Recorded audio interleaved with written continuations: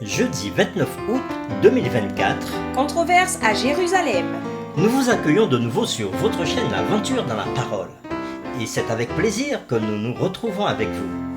Vous êtes peut-être en voiture, ou encore vous êtes dans le train, à la campagne, au bord de l'eau, ou vous êtes encore tranquillement chez vous, puisque c'est bientôt la fin des vacances. Mais quel que soit l'endroit où vous êtes en ce moment, nous souhaitons que Dieu nous accorde espérance, grâce et sagesse dans l'étude de sa parole. Notre communauté s'agrandit et c'est grâce à vous. Soyez vous aussi actifs avec nous pour répandre le message et vous pouvez le faire en likant et en partageant le lien avec vos contacts. Nous vous invitons à vous abonner si ce n'est pas encore fait pour recevoir les notifications chaque jour et pour un confort d'écoute en continu, nous vous proposons la playlist de chaque semaine. Le texte à mémoriser que nous vous invitons à dire avec nous se trouve dans Marc chapitre 11, le verset 25. Et, lorsque vous êtes debout faisant votre prière, si vous avez quelque chose contre quelqu'un, pardonnez, afin que votre Père qui est dans les cieux vous pardonne aussi vos offenses. Nous vous invitons à le redire avec nous, Marc 11, verset 25. Et lorsque vous êtes debout faisant votre prière, si vous avez quelque chose contre quelqu'un, pardonnez, afin que votre Père qui est dans les cieux vous pardonne aussi vos offenses. Quel accueil Jésus a-t-il eu lors de son entrée à Jérusalem? Comment Jésus a-t-il réagi par ce qui se passerait dans le temple de Jérusalem? Quel accueil les dirigeants du peuple ont-ils réservé à Jésus dans le temple? La réflexion de cette semaine nous aide à répondre à ces questions. Et aujourd'hui, nous le ferons avec la séquence Le plus grand commandement. Nous vous invitons à lire avec nous Marc chapitre 12, les versets 28 à 34. Et nous répondrons à la question « Quelle question profonde le scribe amical avait-il posée et quelle double réponse Jésus avait-il donnée ?» Marc 12, versets 28 à 34. Un des scribes qui les avait entendus discuter, sachant que Jésus avait bien répondu aux Sadducéens, s'approcha et lui demanda. Quel est le premier de tous les commandements? Jésus répondit. Voici le premier. Écoute, Israël, le Seigneur notre Dieu est l'unique Seigneur. Et tu aimeras le Seigneur ton Dieu de tout ton cœur, de toute ton âme, de toute ta pensée et de toute ta force. Voici le second. Tu aimeras ton prochain comme toi-même. Il n'y a pas d'autre commandement plus grand que cela. Le scribe lui dit. Bien, maître, tu as dit avec vérité que Dieu est unique et qu'il n'y en a point d'autre que lui, et que l'aimer de tout son cœur, de toute sa pensée, de toute son âme et de toute sa force, et aimer son prochain comme soi-même, c'est plus que tous les holocaustes et tous les sacrifices. Jésus, voyant qu'il avait répondu avec intelligence, lui dit. Tu n'es pas loin du royaume de Dieu. Et personne n'osa plus lui poser des questions. Après avoir lu Marc 12, versets 28 à 34, répondons à la question suivante. Quelle question profonde le scribe amical avait-il posée et quelle double réponse Jésus avait-il donnée?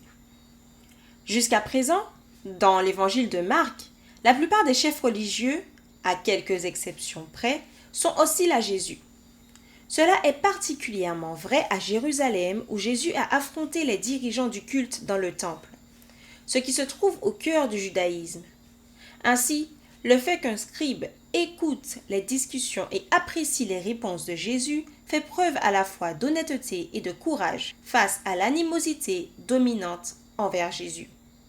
Il serait plus facile de prendre du recul et de regarder, même si l'on était un sympathisant de Jésus. Mais cet homme ne fit pas cela. Le scribe alla au cœur de la religion en posant la question de savoir quel commandement est le plus important. Jésus répondit avec simplicité et clarté, citant le Shema, la profession de foi dans le judaïsme, venant de Deutéronome chapitre 6, versets 4 et 5, et nous pouvons le lire. Écoute, Israël, l'Éternel notre Dieu est le seul éternel. Tu aimeras l'Éternel ton Dieu de tout ton cœur, de toute ton âme et de toute ta force. Le plus grand commandement, dit Jésus, est d'aimer Dieu de tout ton cœur, de toute ton âme, de tout ton esprit et de toute ta force, c'est-à-dire de la totalité de ton être. Jésus donna un bonus aux scribes en donnant le deuxième commandement, le plus important, citant à nouveau l'Ancien Testament, cette fois Lévitique 19, verset 18, d'aimer son prochain comme soi-même. Nous lisons Lévitique 19, verset 18. Tu ne te vengeras point, et tu ne garderas point de rancune contre les enfants de ton peuple. Tu aimeras ton prochain comme toi-même. Je suis l'Éternel. Parfois, les gens se demandent comment il est possible de donner comme commandement l'amour.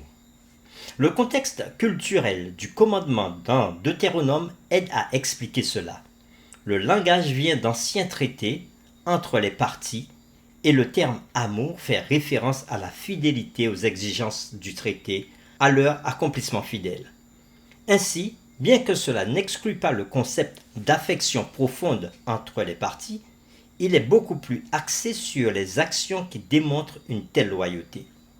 Le scribe était honnête et avait vu et reconnu la clarté et la simplicité de la réponse de Jésus. On peut imaginer les renfrognements d'autres chefs religieux puisque le scribe honnête avait affirmé que la réponse de Jésus était valide, ce que personne d'autre n'était disposé à faire. Jésus avait également reconnu que la réponse du scribe était honnête, disant qu'il n'était pas loin du royaume de Dieu. Pas loin ne veut pas dire à l'intérieur. Ce dont le scribe avait encore besoin, c'était de reconnaître qui était Jésus et de le suivre, une étape supplémentaire dans la marche de la foi. Pour terminer, réfléchissons à ces questions. Comment apprenons-nous à aimer Dieu et à aimer notre prochain comme nous-mêmes? Pourquoi la croix est-elle la clé pour suivre ses commandements? Nous vous invitons une fois de plus à prier avec nous. Seigneur notre Père, à travers la bouche d'un scribe, tu as pu donner une belle leçon à tous ceux qui étaient venus écouter Jésus dans le temple. Et tu as donné une belle leçon à ces chefs religieux qui étaient contre Jésus. Nous voulons te dire merci parce que nous-mêmes, nous sommes enseignés par toutes ces différentes leçons que Jésus nous donne. Et nous te louons pour cela. Merci de nous permettre de comprendre qu'il est important de t'aimer, toi le seul vrai Dieu, toi qui as tout créé et toi qui nous apportes par amour tout ce dont nous avons besoin.